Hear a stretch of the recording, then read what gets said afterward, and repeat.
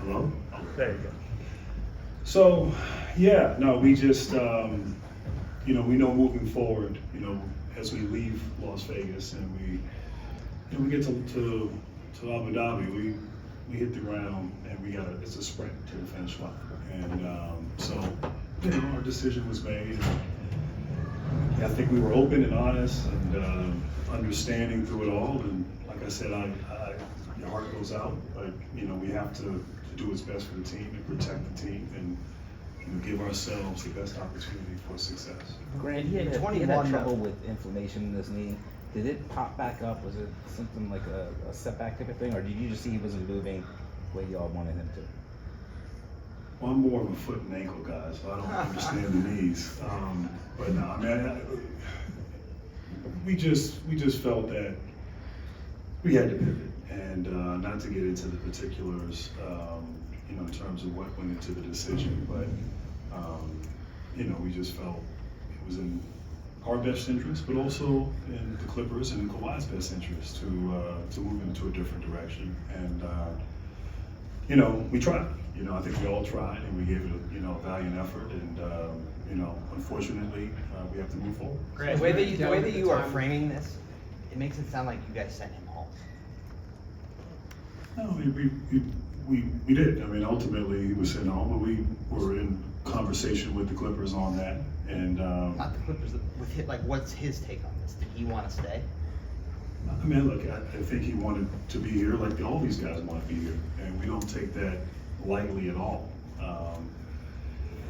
It speaks to the program and the opportunity, and so personally speaking, I know what it's like to want to do something, and your body's just not right, and I've lived that personally, and so I applaud him for coming here and willing to sacrifice, give up his summer, and represent our country and play for our program. And it just ultimately it didn't work out. So. Right. I'm sorry. I apologize. I thought you were done.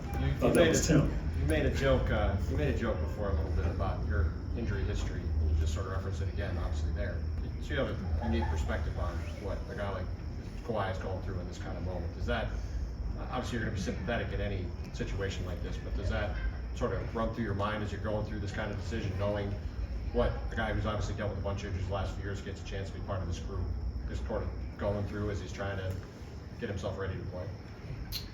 I think because just on a personal level, to your point, what I've gone through, I think anyone who has gone through any injuries and had to struggle to get back, and your heart goes out to them, and certainly there's a great deal of empathy to anyone who goes through that. So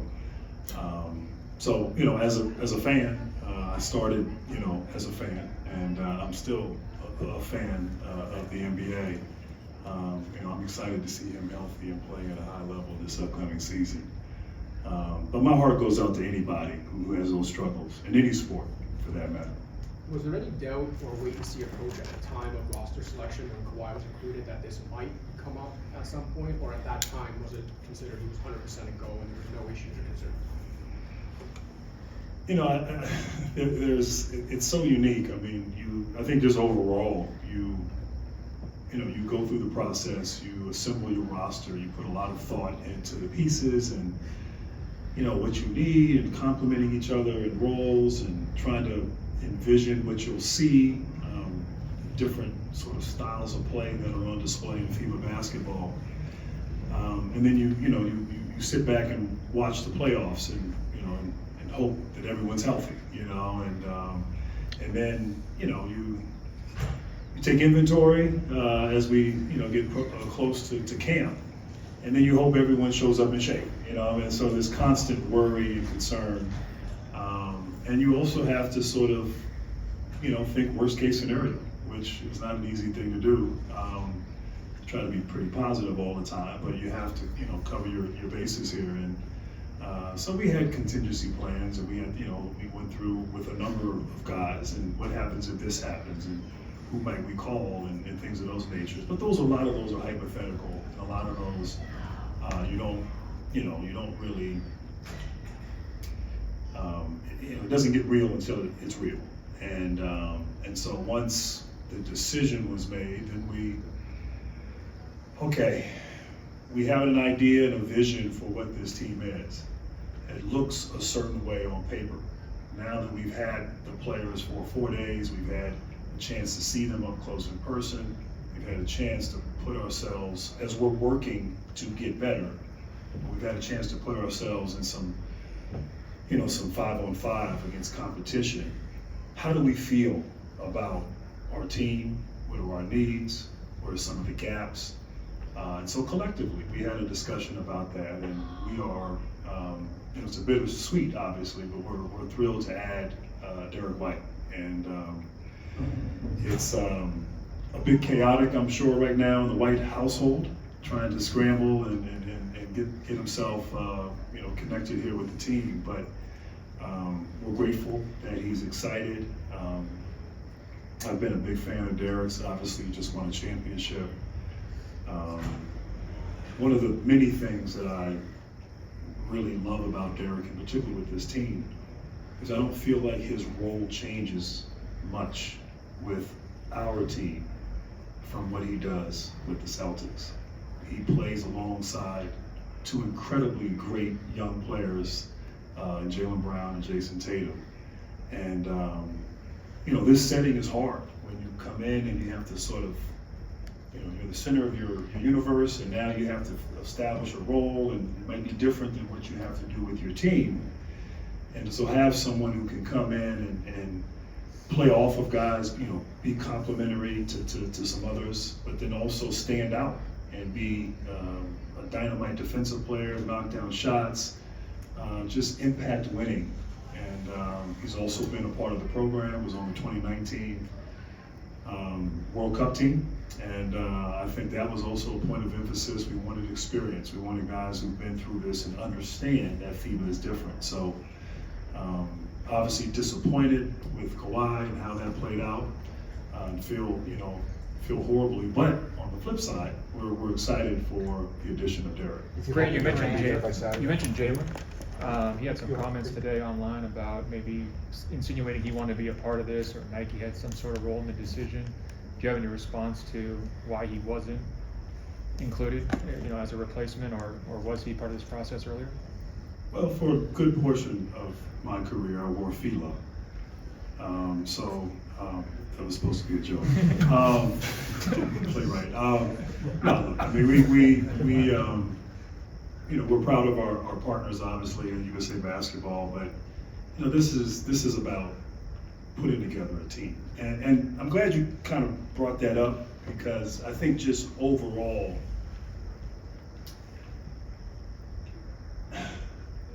you have incredible interest from an abundance of talent that we have here in the United States. And I've talked a little bit about when we assembled this roster. You can't, you get 12 spots. You have to build a team.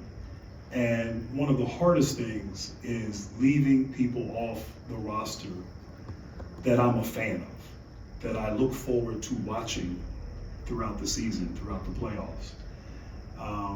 Guys who've been finals MVPs, guys who've been a part of the program, guys who've won gold medals, guys who I respect, admire, and enjoy watching.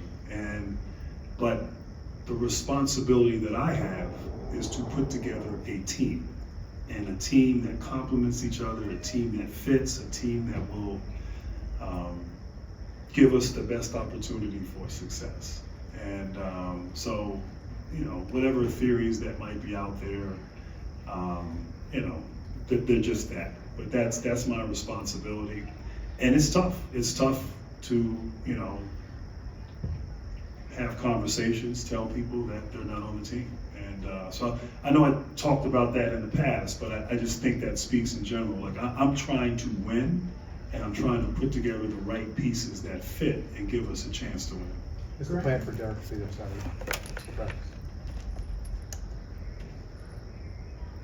I don't have the answer to that question. Things moved very quickly, and there's hope that he'll be there for Saturday. He's not coming here. He's not going No. with you guys tomorrow. No, he will meet us there. Okay. yes. Will Durant be on the plane to Abu Dhabi, and then more broadly, he hasn't practiced yet? When do you have to see him to feel comfortable having him on the Paris team? It's a great question. Durant will be on the plane, unless you know something I don't know. But no, Durant will be on the plane. He has been working, rehabbing. He's looked great.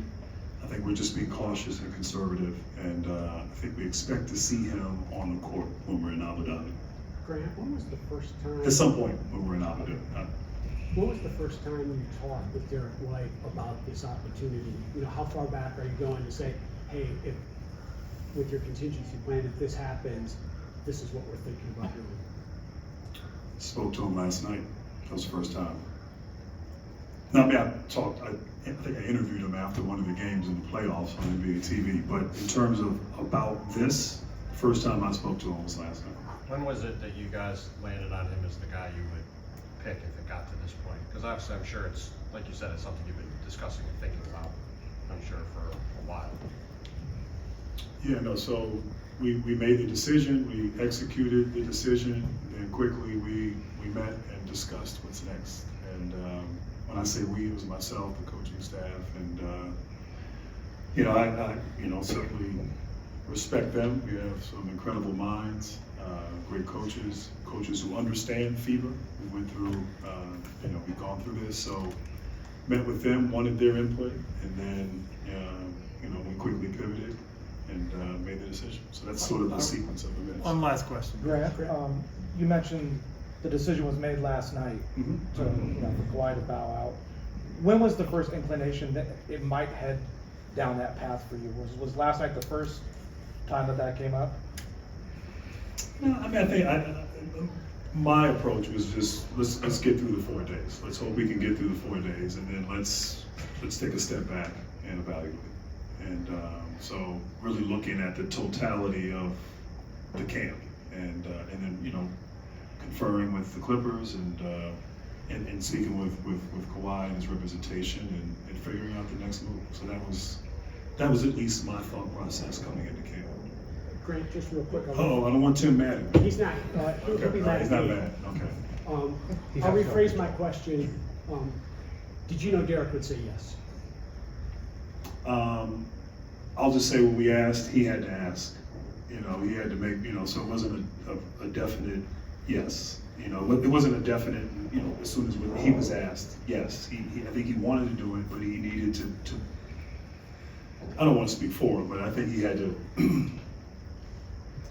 he had to make plans and coordinate things before he could get back to us with a firm yes. Thanks, Grant. Jeff gets no questions post-game.